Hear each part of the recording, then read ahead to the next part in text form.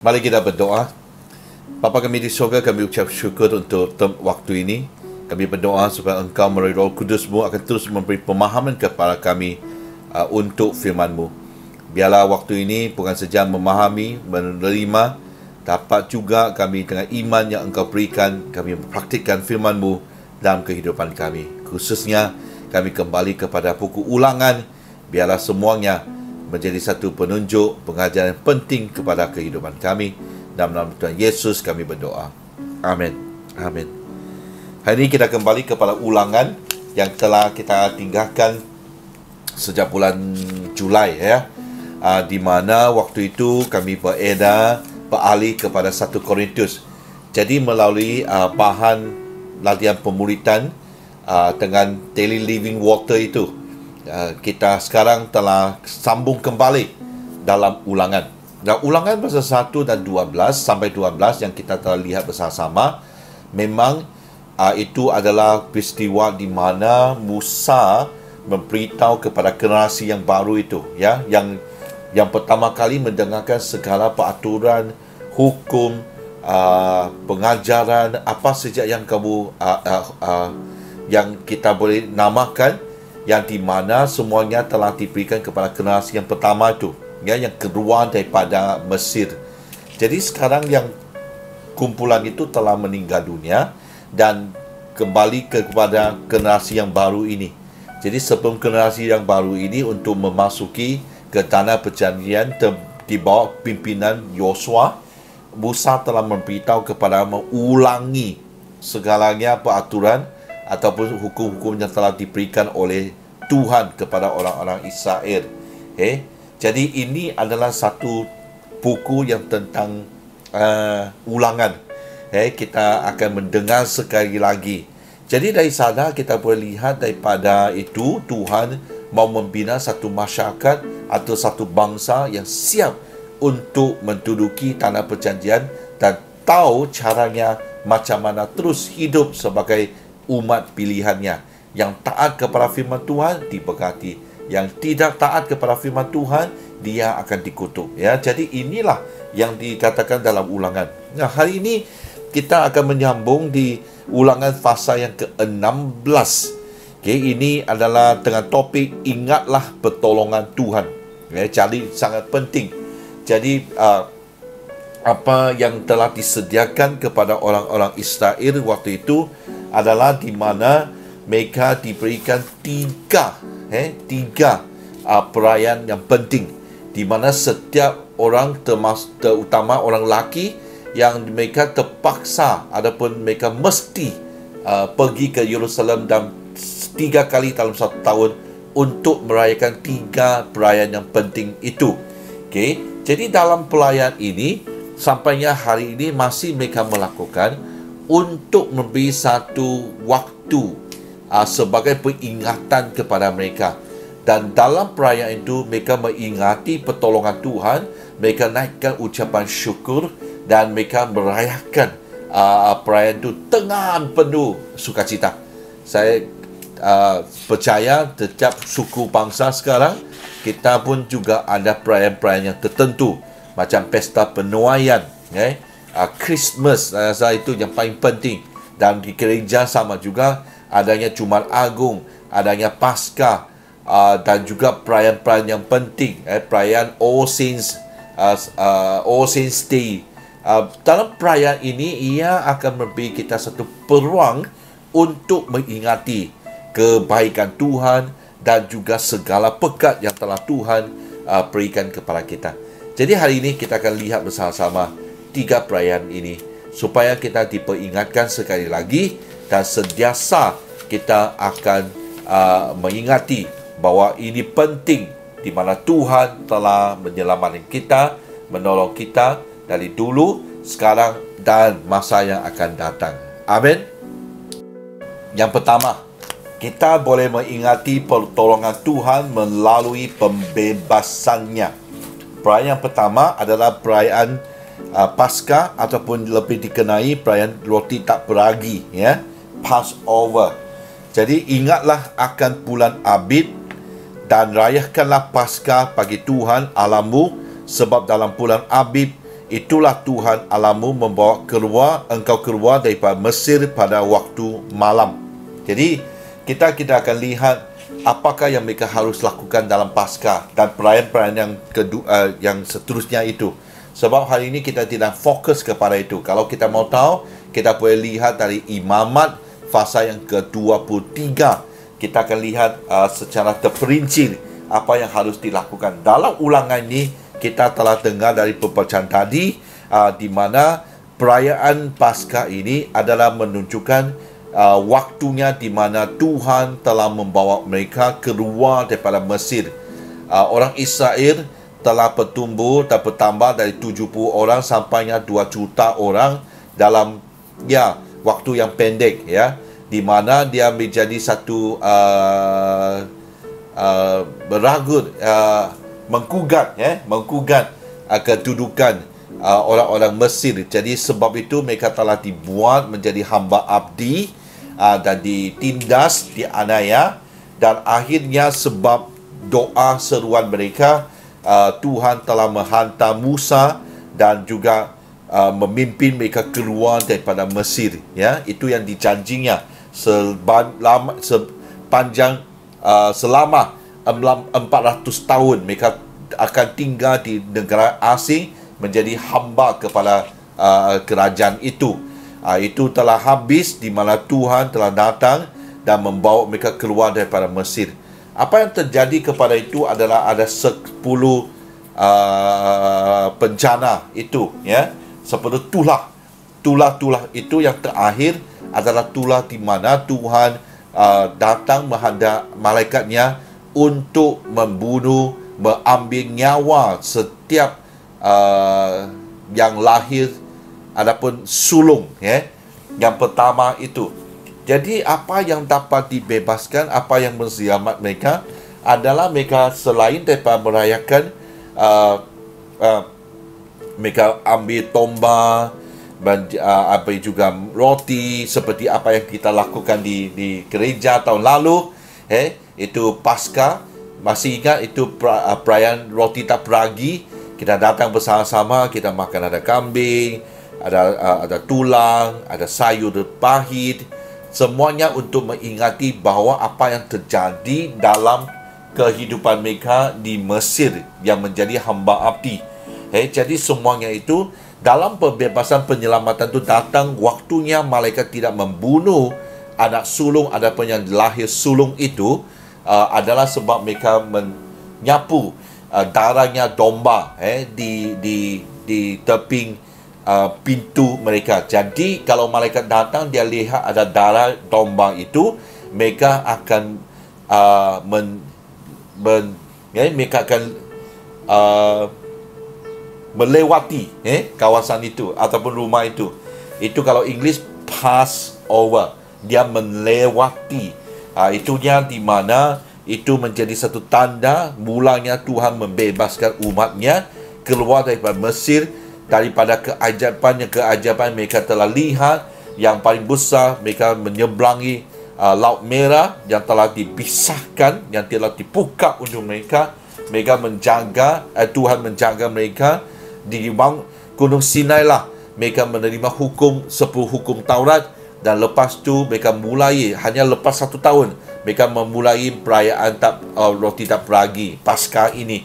Hanya waktu di Kades Barnea, mereka kurang percaya. Mereka tidak percaya bahawa mereka boleh masuk ambil tanah perjanjian itu. Sebab ketidakpercayaan mereka, mereka telah dihukum, dibiarkan dalam padang gurun selama 40 tahun. Dan hanya lepas tu generasi yang baru, yang lama tu sudah mati, yang baru tu masuk dalam perjanjian di bawah pimpinan Yosua, baru mereka mula kembali dalam perayaan tak peragi itu. Sampainya hari ini Paskah ataupun perayaan tak peragi, roti tak peragi masih yang penting kepada orang-orang Yahudi. Jadi apa yang terjadi di sana? Mereka sentiasa merayakan ini untuk mengingati pembebasan Tuhan. Kalau di Keluaran pasal 12 ayat 25, dan apabila kamu tiba di negeri yang akan diberikan Tuhan kepadamu seperti yang difirmankannya, maka kamu harus pelihara ibadah ini Dan apabila anak-anakmu berkata kepadamu, apakah artinya ibadahmu ini? Ya, memang di waktunya perayaan Tapragi di roti Tapragi di gereja kita buat ini ya. Di mana anak-anak memang dia akan tanya tu. Kalau dia tanya apa maksudnya, maka di ayat 27, maka haruslah kamu berkata, itulah korban Paskah bagi Tuhan yang melewati rumah-rumah orang Israel di Mesir ketika dia menulahi orang Mesir tetapi menyelamatkan rumah-rumah kita. Ya, lalu berlututlah bangsa itu sujud menyembah. Pergilah orang Israel lalu berbuat demikian seperti yang diberitakan Tuhan kepada Musa dan Harun. Demikianlah diberbuat mereka. Jadi inti untuk generasi-generasi seterusnya, mereka akan bertanya, cerita akan disampaikan, mereka tahu Tuhan pernah menyelamatkan mereka. Jadi apa artinya perayaan Paskah ini? Roti Tapragi ini, siapakah domba yang dapat menyelamatkan kita hari ini? Ya, kita lihat di Yohanes pasal 1 ayat 29, pada keesokan harinya Yohanes melihat Yesus datang kepadanya dan dia berkata sama-sama, lihatlah anak domba Allah yang menghapus dosa dunia. Efesus pasal 2 ayat 1, kamu dahulu sudah mati kerana pelanggaran-pelanggaran dosa-dosamu, kamu hidup di dalamnya kerana kamu mengikuti jalan dunia ini, kerana kamu mentaati penguasa kerajaan angkasa, iaitu roh yang sekarang sedang bekerja di antara orang-orang durhaka. Sebenarnya dahulu kamu semua juga terhidung di antara mereka ketika kami hidup di dalam hawa nafsu daging dan menuruti kehendak daging dan pikiran kami yang jahat. Pada dasarnya kami adalah orang-orang yang halus dimukai sama seperti orang yang lain. Tetapi Allah yang kaya dengan rahmat oleh kerana kasih yang besar yang dilimpahkannya kepada kita, telah menghidupkan kita bersama-sama dengan Kristus, sekalipun kita telah mati oleh kesalahan-kesalahan kita. Oleh kasih karunia kamu diselamatkan. Itu pembebasan. Allah menyelamatkan kita melalui Yesus Kristus, darahnya. Di Ibrani, buku Ibrani, di mana kita telah melihat bahawa mereka ini melakukan tiap-tiap tahun persembahan anak domba ini, darahnya, tapi tidak sempurna. Orang yang melakukan persembahan itu pun tidak, korbanan itu pun tidak sempurna. Jadi hanya Yesus saja yang menjadi imam besar kita, yang telah melakukannya. Berkorbanan itu buat satu kali saja, yang telah membebaskan kita daripada hamba abdi kepada dosa dan dibebaskan dalam kasih karunia-Nya. Hari ini sebab itu darah Tuhan Yesus yang telah disapukan dalam kehidupan kita, kita melalui Paskah, telah dilewati. Itu adalah penyelamatan, pembebasan yang kita melihat bahawa dari pertolongan Tuhanlah kita dibebaskan dan mengalami satu hidup yang penuh dengan harapan bahawa kita akan menerima hidup yang kekal. Amin. Itulah pentingnya Paskah kepada kita hari ini. Yang kedua adalah melalui penyediaannya. Kita tahu apalah Tuhan telah tolong kita. Ini perayaan kedua yang di Ulangan pasal 16 ayat ke-9. 7 minggu halus kau hidung. Pada waktu orang mulai menjabit kandum yang telah belum dituai, haluslah engkau mulai menghidung 7 minggu itu. Kemudian haluslah engkau merayakan hari raya 7 minggu bagi Tuhan Allahmu, sekedar persembahan sukarela yang akan kau berikan sesuai dengan pekat yang diberikan kepadamu Tuhan Allahmu. Haluslah engkau bersukaria di hadapan Tuhan Allahmu. Engkau ni anakmu laki-laki, anakmu perempuan, hambamu laki-laki, hambamu perempuan, orang Lewi di dalam tempatmu, orang asing, anak yatim, canta dan tengah-tengah tamu di tempat yang akan dipilih Tuhan Allahmu untuk membuat namanya diam di sana. Haruslah kau ingat bahawa engkau pun dahulu budak di Mesir, dan haruslah engkau melakukan ketetapan ini dengan setia. Jadi kita lihat daripada perayaan 7 minggu ini, ataupun lebih dikenai sebagai Pentakosta. 7 minggu maksudnya 49 hari. Hari ke-50 itu harinya Pentakosta. Jadi kalau perayaan Paskah berlaku antara Mac ataupun bulan 4 April, jadi ini berlaku mungkin di antara Mei, seperti hari minggu tahun ini perayaan Pentakosta, hari Pentakosta adalah terletak pada tanggal 31 Mei, ya. Itunya perayaan pesta penuaian, ya, bagi orang-orang Kadasan Dusun dan ya. Itu adalah satu kebetulan. Kita tahu bahawa penuaian itu adalah datang daripada penyediaan yang Tuhan telah sediakan kepada mereka. Tuhan telah memberkatkan kepada mereka.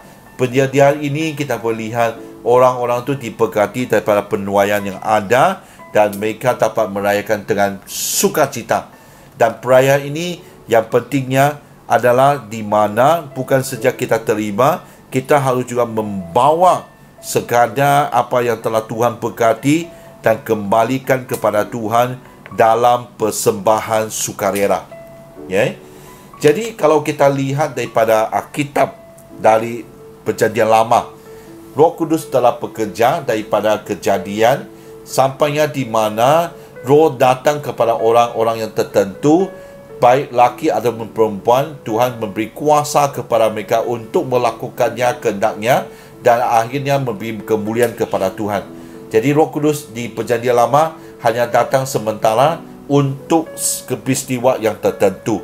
Tapi waktunya di Perjanjian Baru, kita lihat Yesusnya, kedatangan Yesus telah memberikan satu janji, di mana Yesus bilang dia akan mati dan dia bangkit, dia akan pergi kembali kepada Allah Bapaknya, dan akhirnya dia telah berjanji untuk menghantar satunya Roh Kudus datang kepada semua orang yang percaya kepada dia.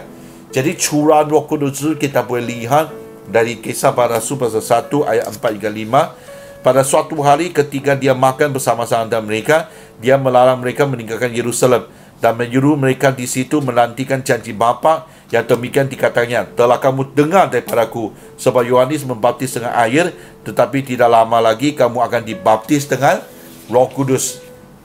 Curahan Roh Kudus itu, waktu mereka dibaptis oleh Roh Kudus, mereka telah diberi kuasa untuk menjadi saksi kepada Tuhan Yesus Kristus.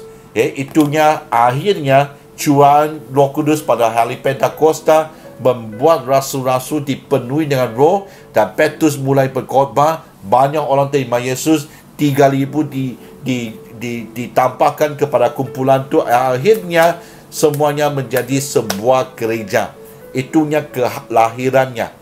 Kalau mereka di Perjanjian Lama, Pentakosta itu adalah di mana satu perayaan tentang perjanjian.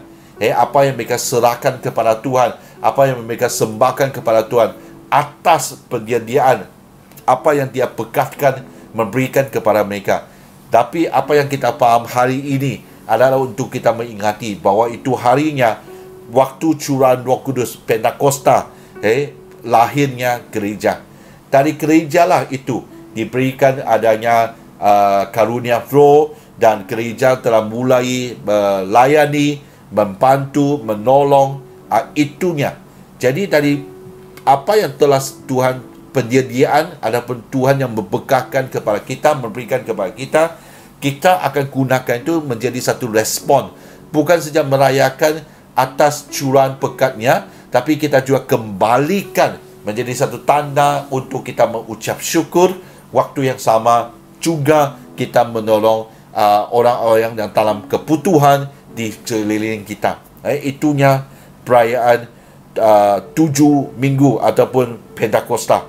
Hari ini jadi waktu Pentakosta, kita tidak lagi berfikir bahawa hanya menerima Roh Kudus, tapi adalah satu waktunya kita memberikan persembahan sekadar dengan apa yang telah Tuhan memberkati kita. Kalau kita lihat di 2 Korintus pasal 9, ya, camkanlah ini, orang yang menabur sedikit akan menuai sedikit juga, dan orang yang menabur banyak akan menuai banyak juga. Hendaklah masing-masing memberikan menurut keleraan hatinya, jangan dengan sedih hati dan kerana paksaan, sebab Allah mengasihi orang yang memberi dengan sukacita.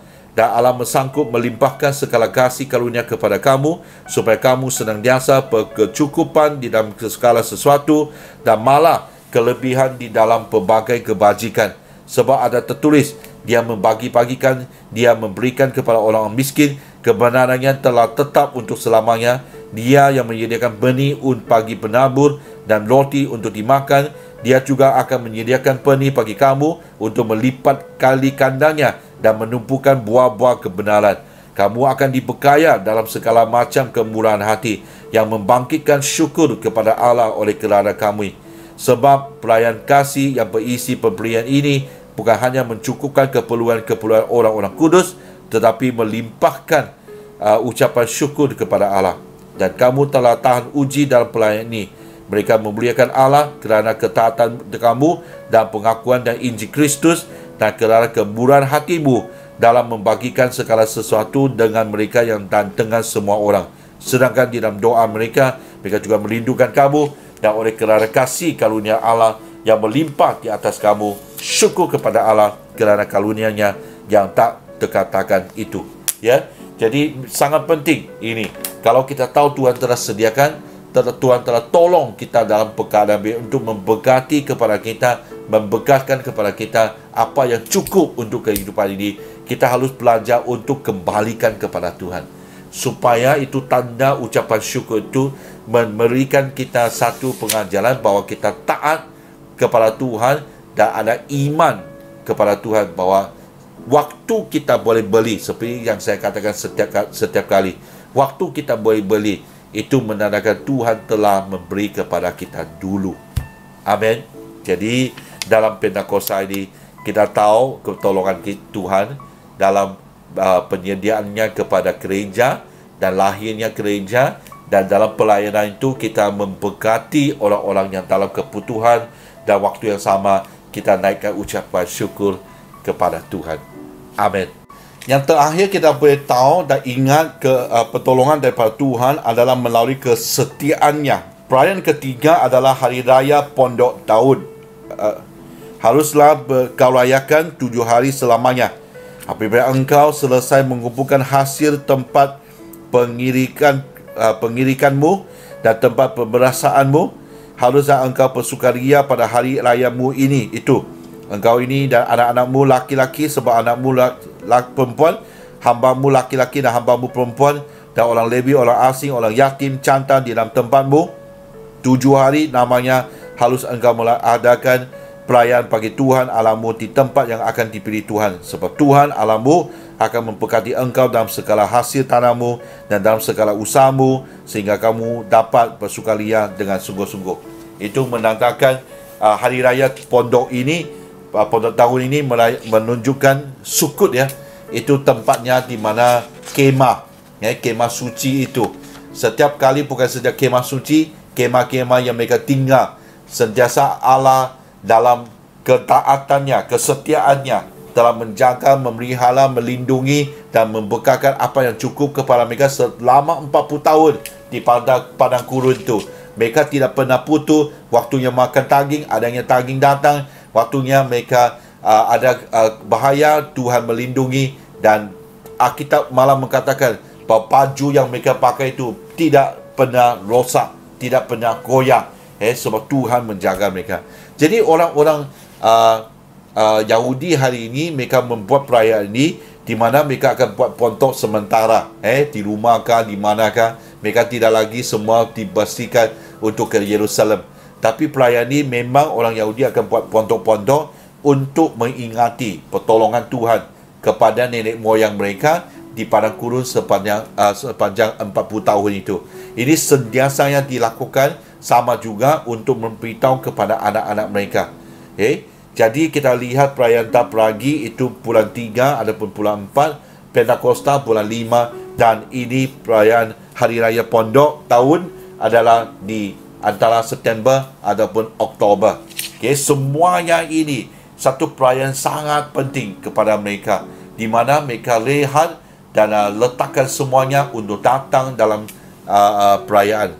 Malahan kita boleh lihat daripada perayaan Hari Raya Pondok Tahun ini, apakah yang kita boleh belajar dari sana?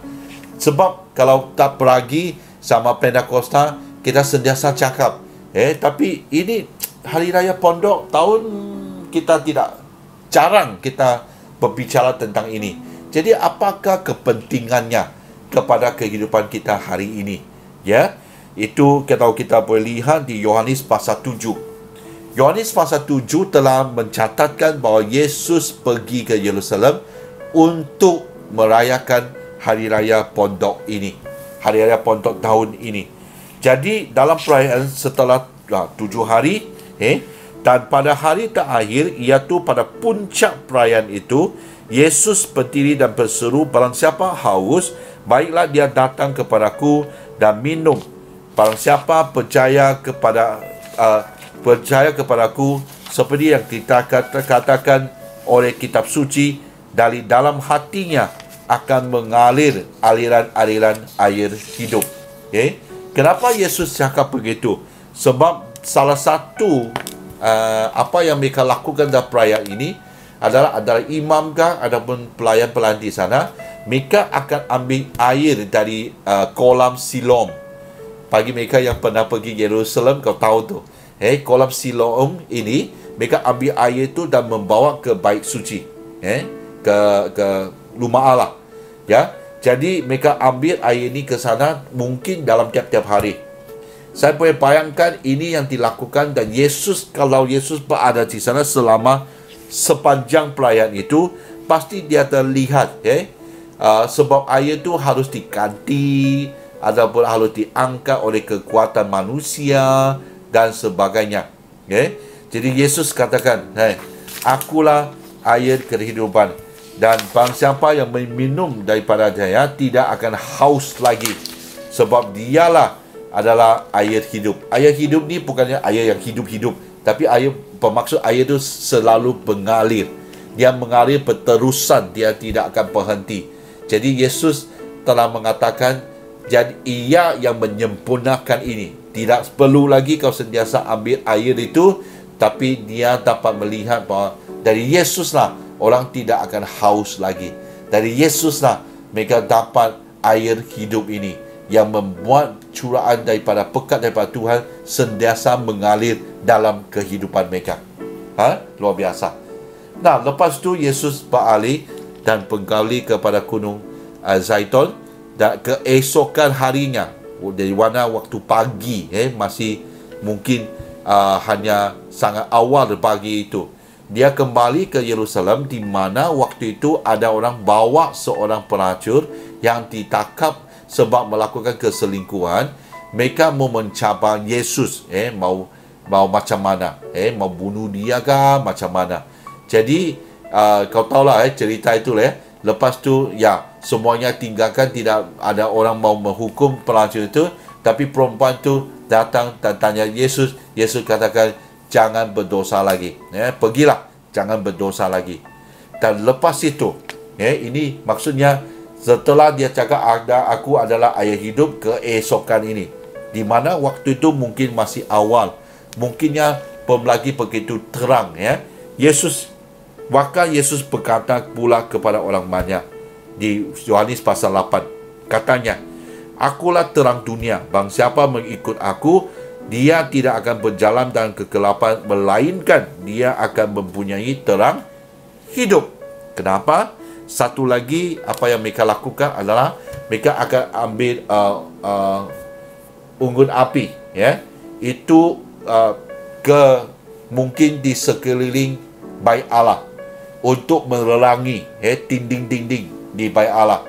Jadi boleh bayangkan kalau pagi itu mungkin api itu mulai padam, agak tidak jelas. Yesus pada waktu itu, di mana keadaan itu mungkin ada, orang bilang agak mungkin tidak begitu terang, tidak begitu gelap, di antara, kau tahu lah, macam awal pagi jam 5.30, 5.45 di waktu sekarang, Yesus katakan, akulah terang dunia. Dia menyempurnakan. Kau tidak perlu adakan api yang fizikal, tapi kalau dapatnya keterangan di dunia, di Yesus, dia akan menerangi hidupnya. Dan di mana orang itu tidak akan berjalan dalam kegelapan sudah. Dia tidak perlu bersandar kepada dunia, tapi bersandar kepada Yesus. Yesus yang menyempurnakan.